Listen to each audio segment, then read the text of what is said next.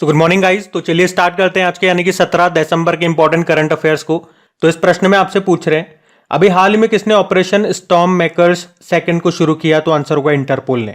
तो अभी इंटरपोल ने स्टॉर्म मेकर्स सेकंड नाम से एक ऑपरेशन शुरू किया है जिसका उद्देश्य क्या है, मानव तस्करी को रोकना यानी कि ह्यूमन ट्रैफिकिंग को रोकने के लिए इसको शुरू किया गया। इंटरपोल ने यह भी कहा कि मानव तस्करी के शिकार लोगों को साइबर धोखाधड़ी करने के लिए मजबूर किया जाता है और उसी को रोकने के लिए इंटरपोल ने यह ऑपरेशन शुरू किया है। अच्छा, एक प्रश्न मैं आपसे पूछ रहा हूं, ध्यान से सुनो। भारतीय संविधान के किस अनुच्छेद में मानव तस्करी को रोकने की बात कही गई है? तो आर्टिकल 23 याद रखना है। पहले हम इंटरपोल की बात करते हैं, इंटरनेशनल क्रिमिनल पुलिस ऑर्गेनाइजेशन। इसकी स्थापना होती है 7 सितंबर 1923 में। हेडक्वार्टर लियोन फ्रांस में है। आपको याद है अभी 2023 में इसकी 91 नंबर की 91वीं जो बैठक हुई वो ऑस्ट्रिया की कैपिटल वियना में हुई। और वियना आप जानते हो किस नदी के किनारे स्थित है? डैन्यूब नदी के किनारे।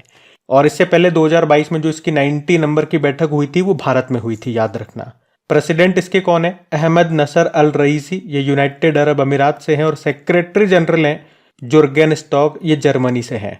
और एक करंट अफेयर्स का अच्छा प्रश्न बनता है कि अभी पहली बार हमने अंतर्राष्ट्रीय पुलिस सहयोग दिवस मनाया, 2023 में मनाया हमने पहली बार।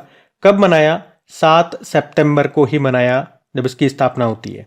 अब देखो इस प्रश्न में मैं क्या करूंगा, 2023 में जितने भी ऑपरेशंस हमने करंट अफेयर्स में पढ़े हैं, चाहे वो ऑपरेशन भारतीय रेलवे ने शुरू किए हों या इंडियन आर्मी ने शुरू किए हों, वो सारे ऑपरेशंस मैं आपको यहां पे एक साथ कराने वाला हूं। 2023 के ऑपरेशंस का सूपड़ा साफ करेंगे हम, बिल्कुल ध्यान से सुनना। जैसे कि आपको याद है, चक्रवात प्रभावित म्यांमार की सहायता के लिए भारत ने कौन सा ऑपरेशन शुरू किया? ऑपरेशन करुणा। ऑपरेशन गंगा याद है, युद्ध में फंसे भारतीयों को वापस लाने के लिए चलाया था जब रशिया ने उस पर वॉर कर दिया था। और ऑपरेशन देवी शक्ति अफगानिस्तान में फंसे हुए भारतीयों को वापस लाने के लिए चलाया था। उसी तरह से ऑपरेशन दोस्त तुर्की और सीरिया में आपको याद होगा भूकंप आ गया था, वहां पे मदद के लिए चलाया था हमने ऑपरेशन दोस्त। और ऑपरेशन कावेरी याद है, युद्धग्रस्त सूडान से अपने नागरिकों को निकालने के लिए चलाया था। जबकि ऑपरेशन मेघदूत अगर पूछें तो 1984 में सियाचिन में विजय पाने के लिए चलाया था। Operation all out Jammu Kashmir में आतंकवादियों को मारने के लिए चलाया गया। ऑपरेशन पोलो हैदराबाद को भारत में मिलाने के लिए चलाया था 1948 में। ऑपरेशन ध्वस्त तो ये नेशनल इन्वेस्टिगेशन एजेंसी ने देश भर में आतंकवादियों, गैंगस्टरों, ड्रग तस्करों के नेटवर्क को खत्म करने के लिए चलाया था। ऑपरेशन मर्यादा की बात करोगे तो उत्तराखंड पुलिस ने धार्मिक स्थलों पर गंदगी फैलाने, हुड़दंग करने और मादक पदार्थों का सेवन करने वालों के खिलाफ ये चलाया था। और ऑपरेशन राहत, यमन युद्धगृह में भारतीयों और दूसरे देशों के नागरिकों को यमन से बचाने और वापस लाने के लिए हमने ये चलाया था ऑपरेशन। और आप जानते हो हमास ने इजराइल पे हमला किया था, उसे क्या कोड नेम दिया था? अल अक्सा फ्लड। और उसके रिप्लाई में इजराइल ने जवाबी हमला किया था और उसे नाम दिया था iron of sword. Operation Ajay आप जानते हो, भारत ने इजराइल से अपने नागरिकों को निकालने के लिए चलाया था ऑपरेशन अजय। और सीबीआई ने वित्तीय धोखाधड़ी को रोकने के लिए ऑपरेशन चक्र 2 चलाया था। तो देखो इस क्वेश्चन में लगभग मैंने आपको 14-15 ऑपरेशन कराए। ये सारे वो ऑपरेशन है जो 2023 में हमने पढ़े हैं करंट अफेयर्स में। तो इनको ध्यान रखना इंपॉर्टेंट है। ये मतलब यूं समझ लो एक तरह से आपका पूरा एक टॉपिक वाइज हमने कवर कर लिया, 2023 पूरा खत्म कर दिया ऑपरेशन से संबंधित प्रश्नों का। अगला प्रश्न देखेंगे अब हम। फिर बताइए, हाल ही में भारत की पहली सोडियम आयन बैटरी को किसने लॉन्च किया या डेवलप किया? तो आंसर होगा केपीआईटी टेक्नोलॉजीज ने। तो अभी केपीआईटी टेक्नोलॉजीज ने भारत की पहली सोडियम आयन बैटरी तकनीक को पेश किया है। कंपनी ने ये कहा कि केपीआईटी भारत की पहली और दुनिया की चौथी कंपनी है जिसके पास सोडियम आयन बैटरी बनाने की टेक्नोलॉजी है। अच्छा, आपने काफी बार सुना भी होगा या आप मोबाइल वगैरह में जो हमारी इलेक्ट्रिक गाड़ियां आती है उसमें जो हम बैटरी यूज करते हैं वो यही है, लिथियम आयन बैटरी। इसकी खास बात क्या होती है कि ये हल्की होती है वजन में, क्योंकि इसमें जो लिथियम धातु इसका इस्तेमाल होता है और आप जानते हो सबसे हल्की धातु ये लिथियम ही है। पर ये बहुत महंगी पड़ती है क्योंकि भारत में आपको लिथियम इतना मिलेगा नहीं, तो हमें क्या करना पड़ता है, इसे आयात करना पड़ता है, दूसरे देशों से इंपोर्ट करना पड़ता है। तभी तो आप देखोगे हमारी जो इलेक्ट्रिक गाड़ियां हैं वो बहुत महंगी क्यों है, इसी कारण से। पर अब ये जो सोडियम आयन बैटरी है ये लिथियम आयन बैटरी का एक बेहतर विकल्प हो सकती है, क्योंकि इसकी जो लागत है ना वो लिथियम वाली से 25% तक कम है। दूसरा इसका बेनिफिट क्या है, चार्जिंग स्पीड इसकी फास्ट है और इसका लाइफ स्पैन यानी कि जीवन काल भी लंबा है। तो याद रखना, भारत की पहली सोडियम आयन बैटरी को किसने लॉन्च किया? केपीआईटी टेक्नोलॉजीज ने। अच्छा, अब यहाँ पे कुछ इंपॉर्टेंट प्रश्न मैं आपसे पूछ रहा हूँ, बिल्कुल ध्यान से सुनना। अगर आपसे पूछा जाए अभी वेनेडियम की खोज कहाँ पे की गई या कहाँ पे मिले, तो गुजरात में मिले। लिथियम मिले थे जम्मू कश्मीर में, लिथियम के भंडार पाए गए थे ना। और टेंटेलम ये कहाँ पे मिला था, सतलुज नदी में पंजाब में पाया गया। और थोरियम ये कहाँ पे मिलता है, केरल की मोनोजाइट मृदा में, मृदा मतलब सॉइल। और एक प्रश्न साइंस का काफी एग्जाम में पूछा जाता है कि ऐसा कौन सा वो नॉन मेटल है, अधातु है, जो कि लिक्विड स्टेट में पाया जाता है तरल अवस्था में, तो आंसर होगा ब्रोमीन। और धातु में पूछेंगे तो, मेटल में पूछेंगे तो आप जानते ही हो, मरकरी है, Hg। और ऐसा कौन सा मेटल है जो बहुत सॉफ्ट अवस्था में होता है, बहुत इतना सॉफ्ट होता है कि आप उसे चाकू से भी काट सकते हो उस मेटल को, तो आंसर होगा सोडियम। और इसकी खास बात क्या है, स्पेशलिटी, कि इसे आप खुले में नहीं रखते हो क्योंकि हाईली रिएक्टिव होता है, एयर में आते ही ये बर्न हो जाता है, जल जाता है, इसलिए हम इसे केरोसिन में रखते हैं। अच्छा, आप तो ये बताओ, करंट अफेयर्स का प्रश्न पूछ रहा हूं अब, कि भारत की पहली लिथियम आयन सेल फैक्ट्री का उद्घाटन कहां पे किया गया था, आंध्र प्रदेश में। और आपको याद होगा लिथियम आयन बैटरीज के को फाउंडर थे जिनका भी हाल ही में निधन हो गया, उनका नाम है जॉन बी गुडएनफ। और इन्हें 2019 में केमिस्ट्री का नोबेल पुरस्कार मिला था। और आप कह सकते हो नोबेल पुरस्कार पाने वाले ये सबसे उम्र दराज व्यक्ति हैं, जॉन बी गुडएनफ। तो ये सारे इंपॉर्टेंट क्वेश्चन मैं आपके लिए लेकर के आया, ध्यान में रखना। अगला प्रश्न देखते हैं। फिर बताओ, हाल ही में भारतीय वन और लकड़ी प्रमाणन योजना किसने शुरू की, तो आंसर होगा पर्यावरण, वन और जलवायु परिवर्तन मंत्रालय ने। तो योजना का नाम है भारतीय वन और लकड़ी प्रमाणन योजना। मतलब ये एक सर्टिफिकेशन वाली योजना है, इसमें मिलेगा सर्टिफिकेट। और इसे शुरू किसने किया, तो पर्यावरण और जलवायु परिवर्तन मंत्रालय ने। इसके मंत्री कौन है, भूपेंद्र यादव। अच्छा, इस योजना को शुरू क्यों किया गया, तो आप कह दो सतत या स्थायी या टिकाऊ या सस्टेनेबल वन प्रबंधन को बढ़ावा देने के लिए, और कृषि वानिकी यानी कि एग्रो फॉरेस्ट्री को बढ़ावा देने के लिए। एग्रो फॉरेस्ट्री का मतलब हो गया कृषि के साथ साथ वनों को भी बढ़ावा देना। तो यह है इस योजना का उद्देश्य। अच्छा, अगर मैं आपसे पूछूं प्राणवायु देवता पेंशन योजना को किसने शुरू किया था, तो आंसर होगा हरियाणा ने। अमृत वृक्ष आंदोलन को शुरू किया था असम ने। और एक अच्छा प्रश्न है ये कि वन और वन्य जीव ये कौन सी सूची का विषय है, तो मूल संविधान में अगर आप देखोगे तो ये राज्य सूची, स्टेट लिस्ट का विषय था, पर अभी वर्तमान में ये समवर्ती सूची, कॉन्करेंट लिस्ट का विषय है। और इसे कौन से संविधान संशोधन के द्वारा इसमें ट्रांसफर किया गया, तो ये था 42वां संविधान संशोधन 1976 का। और इसी प्रकार आप जानते हो एजुकेशन हो गया, शिक्षा हो गया, मापतोल हो गया, ये सब इसी संविधान संशोधन, इसी कॉन्स्टिट्यूशन अमेंडमेंट के तहत समवर्ती सूची में लाए गए। इसीलिए इस 42वें संविधान संशोधन को मिनी कॉन्स्टिट्यूशन, लघु संविधान भी कहा जाता है।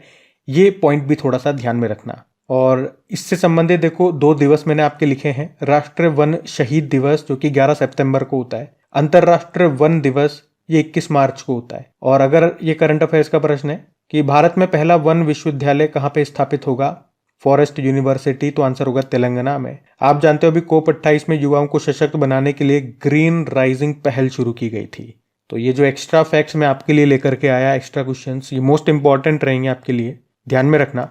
और हाँ गाइस, देखो वीडियो में लास्ट में जाकर के आप लोग भूल जाते हो, इसलिए मुझे आपको याद दिलाना पड़ता है। अगर सेशन पसंद आता है, मेहनत अच्छी लगती है, तो प्लीज वीडियो को लाइक जरूर किया कीजिए। आप लोग वीडियो को लाइक करने से आपका कुछ नहीं जाएगा, लेकिन उससे मुझे बहुत प्रोत्साहन मिलता है, बहुत मोटिवेशन मिलता है कि हाँ आप लोग कंटेंट को पसंद कर रहे हो। तो मेरे को पूरा दिन जो लग जाता है मेहनत करने में, फिर मुझे अखरता नहीं है कि हाँ जो मैंने मेहनत की है पूरा दिन लगा करके आपके लिए, वो आपको पसंद आई। और मुझे आगे जाकर के और इच्छा होती है कि अब और ज्यादा करना है। तो प्लीज आप सभी लोग वीडियो को लाइक जरूर किया कीजिए। और हाँ, अपने दोस्तों के साथ में जो भी आपका स्टडी ग्रुप होता है वहां पे वीडियो को शेयर जरूर किया कीजिए। आज के हमारे इस वीडियो को हम टारगेट रखेंगे लाइक का, 5000 लाइक का टारगेट।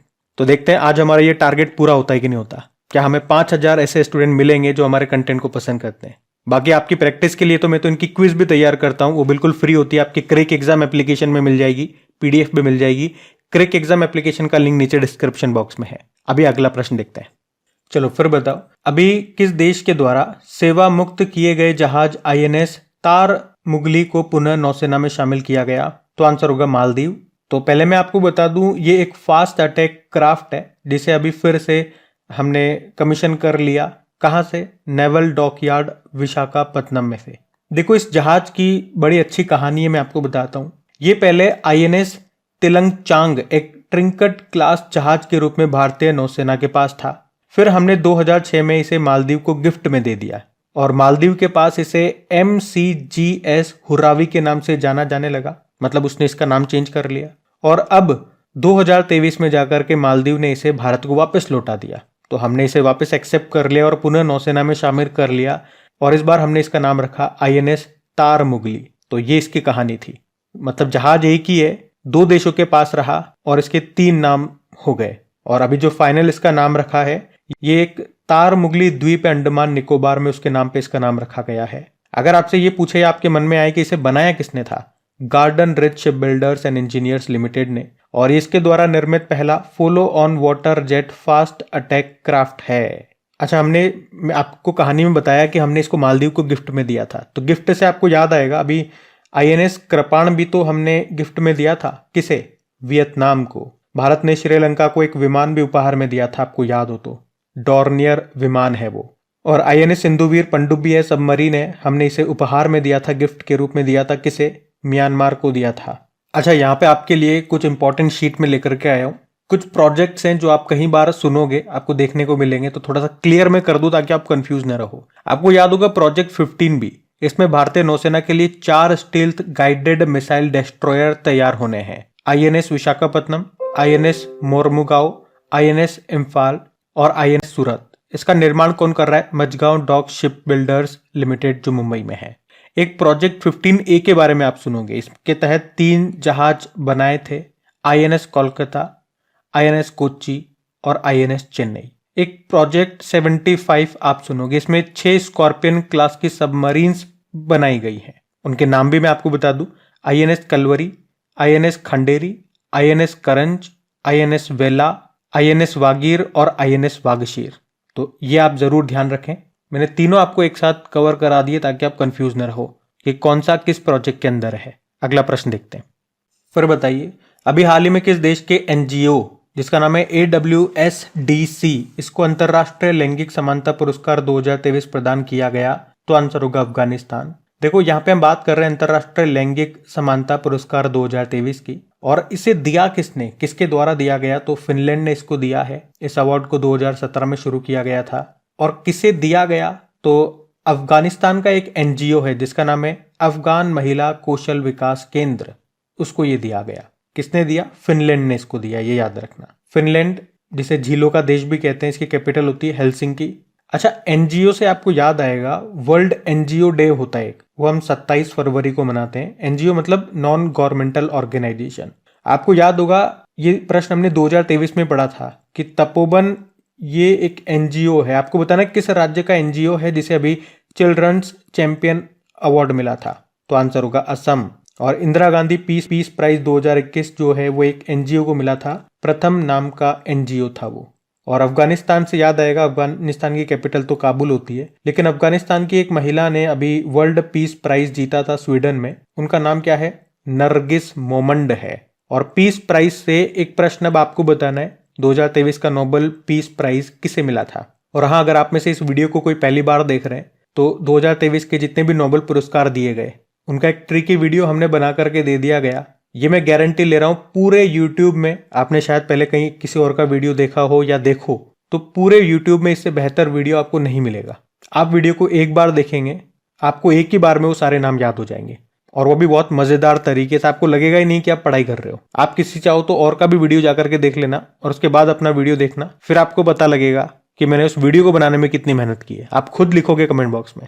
और अभी हाँ, आप ही में से कुछ स्टूडेंट्स ने मुझे कमेंट करके कहा कि उड़ीसा में उनका कोई पेपर हुआ था, वहां पे नोबेल पुरस्कार से प्रश्न आए एग्जाम में और उन्हें ऑप्शंस भी देखने की जरूरत नहीं पड़ी, फटाफट उन्होंने उत्तर कर दिए। तो प्रश्न आते भी हैं यहाँ से, इसलिए वो वीडियो आप जरूर देख लेना। सिंपल सा यूट्यूब में सर्च मारना, नोबेल प्राइज ट्रिक्स 2023 बाय क्रिक एग्जाम। अभी हम अगला प्रश्न देखते हैं। फिर अगला प्रश्न है, अभी हाल ही में किसने मिस इंडिया USA 2023 का खिताब जीता? तो आंसर होगा रिजुल मैनी ने। तो भारतीय अमेरिकी मेडिकल स्टूडेंट हैं रिजुल मैनी, जिन्होंने भी मिस इंडिया USA 2023 का खिताब जीत लिया है। इसमें रनर अप कौन रही, यानी कि दूसरे स्थान पर रही है? ग्रीष्मा भट्ट, ये वर्जीनिया की है। आपको याद है मिस इंडिया 2023 का खिताब जीता था नंदिनी गुप्ता ने, कोटा राजस्थान से है। और मिस यूनिवर्स 2023 का खिताब किसने जीता? ये 72 नंबर का एडिशन था, शेनिस पलाशियो ने जीता था, ये निकारागुआ की है। अब आप पूछोगे मिस वर्ल्ड 2023 का खिताब, तो अभी इसका आयोजन हुआ नहीं है और मैंने आपको कई बार बताया है कि इसका आयोजन भारत में होना है। वैसे तो ये दिसंबर में ही होना था अभी 2023 में, लेकिन इलेक्शन के कारण ये हुआ नहीं। अब ये मार्च 2024 में होगा, होगा तो भारत में ही। और जो भी बनेगा वो मैं आपको करंट अफेयर्स में बता ही दूंगा जब भी बनेंगे। लेकिन मिस वर्ल्ड 2022 वाला जो उसका 70वां एडिशन था, वो नाम तो आपके पास है, वो जरूर याद रखना। कैरोलिना बिलावस्का उनका नाम है, वो पोलैंड से हैं। अच्छा, यहाँ पे मिस वर्ल्ड और मिस इंडिया की भी मैं थोड़ी सी चर्चा कर लूँ कि कौन कौन भारतीय इसमें रह चुकी हैं। देखो, मिस वर्ल्ड में अभी तक 6 भारतीय हैं। जैसे 1966 में पहली बनी थी रीता फारिया, फिर 1944 में ऐश्वर्या राय बनी, 1997 में डायना हैडन, 1999 में युक्ता मुखी, सन 2000 में प्रियंका चोपड़ा और लास्ट बनी थी, लास्ट वाली याद रखना जरूर, 2017 वाली मानुषी छिल्लर है। और मिस यूनिवर्स अभी तक 3 ही रह चुकी हैं भारतीयों में। सुष्मिता सेन 1994 में, लारा दत्ता सन 2000 में और 2021 में हरनाज कौर संधू बनी थी। फिर बताओ, अभी हाल ही में विजय दिवस कब मनाया गया? तो आंसर होगा 16 दिसंबर को। तो हर साल 16 दिसंबर को देश में विजय दिवस के रूप में मनाया जाता है। इस बार ये हमने 53वां विजय दिवस मनाया। ये दिन क्यों मनाते हैं? तो पाकिस्तानी सैनिकों के द्वारा घुसपैठ करने के विरुद्ध ऑपरेशन विजय में भारतीय सशस्त्र बलों की जीत की याद में हम ये दिन मनाते हैं। एक्चुअली में ये दिन था 3 दिसंबर 19 का, जिस दिन पाकिस्तानी सैनिकों ने भारत पर हमला किया और उस समय भारत की जो प्रधानमंत्री थी वो इंदिरा गांधी थी। वैसे तो उस युद्ध में हमने 16 दिसंबर को ही विजय प्राप्त कर ली थी, पर उस युद्ध के परिणाम स्वरूप पाकिस्तान से अलग होकर के बांग्लादेश एक अलग देश बन गया था। जो पाकिस्तान के 2 पार्ट थे ना, पहले एक पूर्वी पाकिस्तान भी था, तो वो ही बना था बांग्लादेश। इसलिए तो आप देखोगे 16 दिसंबर को हम लोग विजय दिवस मनाते हैं और बांग्लादेश में 16 दिसंबर को बिजॉय दिवस के रूप में मनाया जाता है। अच्छा, एक प्रश्न और बता रहा हूं आपको, अगर पूछ ले कभी कि भारतीय सेना ने वर्ष 1971 में बांग्लादेश की मुक्ति वाहिनी सेना को युद्ध के लिए तैयार करने के लिए कौन सा ऑपरेशन चलाया था? तो ऑपरेशन जैकपॉट याद रखना, अगर कभी किसी एग्जाम में आपके सामने आ जाए तो ध्यान रहे आपको। और जब भी डे वाला प्रश्न आता है उस महीने के सारे डेज में आपको रिवाइज कराता हूँ, लेकिन आज यहाँ पे मैं आपको रिवाइज नहीं कराऊंगा। आज मैं आपको खुद से कहूंगा कि आप खुद से लिखने की कोशिश करो अभी तक दिसंबर में कौन कौन से डेज हमने पढ़ लिए और कौन कौन से आपको याद है, ताकि इससे आपको पता चलेगा कि कमी कहाँ है। हम अगला प्रश्न देखेंगे। फिर बताओ, अभी हाल ही में बीसीसीआई द्वारा सेवानिवृत्त की गई नंबर 7 की जर्सी का संबंध किससे है? महेंद्र सिंह धोनी। ये तो आप सभी जानते होंगे अगर क्रिकेट प्रेमी अगर आप हैं तो। अभी बीसीसीआई ने पूर्व भारतीय कप्तान MS धोनी के सम्मान में 7 नंबर की जर्सी को रिटायर कर दिया। अब जर्सी के रिटायर होने का क्या संबंध है कि मतलब अब कोई भी खिलाड़ी आएगा उसको 7 नंबर की जर्सी नहीं दी जाएगी। पीछे जो जर्सी के पीछे नंबर दिए जाते हैं वो 7 नंबर उसे नहीं दिया जाएगा। और आप कह सकते हो कि भारतीय क्रिकेट में रिटायर होने वाली ये दूसरी जर्सी नंबर है, क्योंकि इससे पहले बीसीसीआई ने सचिन तेंदुलकर की 10 नंबर की जर्सी को रिटायर किया था। मतलब समझ में आ गया ना, कोई भी नया खिलाड़ी आ जाएगा उसको 10 नंबर की जर्सी नहीं दी जाएगी। महेंद्र सिंह धोनी से आपको बता दूं, पहला जो T20 वर्ल्ड कप हुआ था 2007 में, वो भारत ने जीता था, उसमें कप्तान यही थे महेंद्र सिंह धोनी। फिर 2011 वाला वनडे वर्ल्ड कप आप जानते ही, उसको भारत ने जीता था, कप्तान महेंद्र सिंह धोनी थे। फिर 2013 में ICC चैंपियंस ट्रॉफी को जीता था भारत ने, उसमें भी कप्तान महेंद्र सिंह धोनी थे। और आप कह सकते हो धोनी तीनों ट्रॉफी जीतने वाले दुनिया के पहले कप्तान बने थे। अभी स्टेट बैंक ऑफ इंडिया ने अपना ब्रांड एम्बेसडर बनाया था महेंद्र सिंह धोनी को। अच्छा, वैसे भारत ने अभी तक कितने कप जीते हैं? 2 ही बार जीता है। पहला वाला 1983 में जब कपिल देव कप्तान थे, और अभी 2011 वाला जब महेंद्र सिंह धोनी कप्तान थे। हमने इस बार किसको हराया था? 2011 वाले में हमने श्रीलंका को हराया था, और 1983 वाले में हमने किसको हराया था? वेस्ट इंडीज को हराया था। और आप ये भी ध्यान में रख सकते हो कि वो वाला 60 ओवर वाला मैच था और ये 50 ओवर वाला मैच था। अभी जो 2023 में हुआ था 13वां संस्करण, भारत ने इसको होस्ट किया था, ये तो आपको याद ही है। इस बार हम उपविजेता रहे थे, ऑस्ट्रेलिया विजेता रहा था। अच्छा, IPL 2023 में जो हुआ वो 16वां संस्करण था, उसको चेन्नई सुपर किंग ने जीता। ये बताना भी जरूरी है क्योंकि कप्तान इसके भी महेंद्र सिंह धोनी ही हैं। और सबसे ज़्यादा बार IPL जीत चुका है चेन्नई सुपर किंग, बराबरी कर ली है, या यूं कहूँ मुंबई इंडियंस की। चेन्नई सुपर किंग ने किसे हराया ये भी जानना चाहो तो गुजरात टाइटंस को हराया था। इस बार ऑरेंज कैप मिली थी शुभमन गिल को, और पर्पल कैप मोहम्मद शमी को मिली थी। ऑरेंज कैप जो सबसे ज़्यादा रन बनाते हैं और जो सबसे ज़्यादा विकेट लेते हैं उनको पर्पल कैप मिलती है। बाकी BCCI की बात करें तो 1928 में स्थापना होती है, मुंबई में हेडक्वार्टर है, प्रेसिडेंट बने रोजर बिन्नी, सचिव जय शाह हैं। अभी इसका टाइटल स्पॉन्सर बना था IDFC फर्स्ट बैंक, जबकि ऑफिशियल पार्टनर SBI लाइफ बना था। तो ये चीजें भी ध्यान में रखना। अगला प्रश्न देखते हैं। फिर बताओ, अभी दिसंबर 2023 में ओमान के सुल्तान भारत की 3 दिवसीय यात्रा पर हैं, उनका नाम बताइए। हैतम बिन तारिक। तो ओमान के सुल्तान है हैतम बिन तारिक, ये भारत की 3 दिनों की राजकीय यात्रा पर आए हुए हैं। अभी 15 दिसंबर को ही पधारे हैं। तो नाम पूछा जा सकता है आपसे, ओमान के सुल्तान का नाम बताओ, क्योंकि न्यूज में आ गया अब ये। ओमान की बात करें तो आप मैप में देख सकते हो, ये रहा ओमान। कैपिटल इसकी होती है मस्कट, करेंसी है ओमानी रियाल। देखो, ओमान के साथ 3 तरह की एक्सरसाइज हम करते हैं। मिलिट्री एक्सरसाइज की बात कर रहा हूँ। एक अल नगाह हम करते हैं, कई जगह आपको अल नजाह भी मिल सकता है ना, तो ध्यान रखना। ये एक सैन्य अभ्यास है। एक नसीम अल बहर नाम का एक्सरसाइज किया हमने, नौसेना अभ्यास है ये। और ईस्टर्न ब्रिज नाम का एक्सरसाइज हमने किया इसके साथ, वो एक वायुसैन्य अभ्यास है। तो ये ध्यान में रखना। और ये था आपका आज का करंट अफेयर्स का सेशन। उम्मीद करूंगा पसंद आया होगा।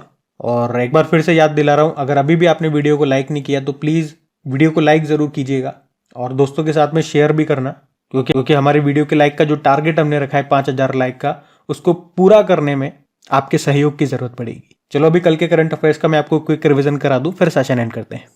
तो पहला प्रश्न पूछा था, इंदिरा गांधी शांति पुरस्कार 2023 से किसे सम्मानित किया? तो डैनियल बर्रेनबोइम और अली अबू अवाद को। फिर पूछा था, अभी सर्वोच्च न्यायालय ने AI संचालित क्षेत्रीय भाषा अनुवाद उपकरण को लॉन्च किया, नाम है सुभाष। और अभी rising star of the year के लिए चुना गया अंतिम पंगाल को। तिब्बती नववर्ष लोसर महोत्सव मनाया गया लद्दाख में। पानी से आर्सेनिक और धातु आयनों को हटाने के लिए अमृत टेक्नोलॉजी किसने डेवलप्ड किया? IIT मद्रास ने। और अभी दिसंबर में लॉन्च की गई भारत की सबसे तेज और इलेक्ट्रिक नाव का नाम क्या है? बराकुडा।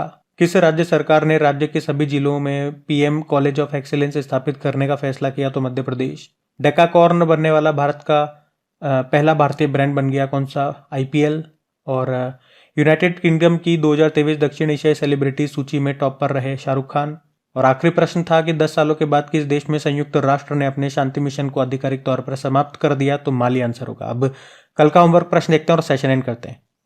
तो कल के वीडियो में आपसे पूछा था कि कैटलिन कारिको और ड्रू विस्मैन, इन्हें किस क्षेत्र में 2023 का नोबेल पुरस्कार मिला? तो आप सभी ने प्रश्न का बिल्कुल सही उत्तर दिया, मेडिसिन। अब ये रहा आज का आपका होमवर्क प्रश्न।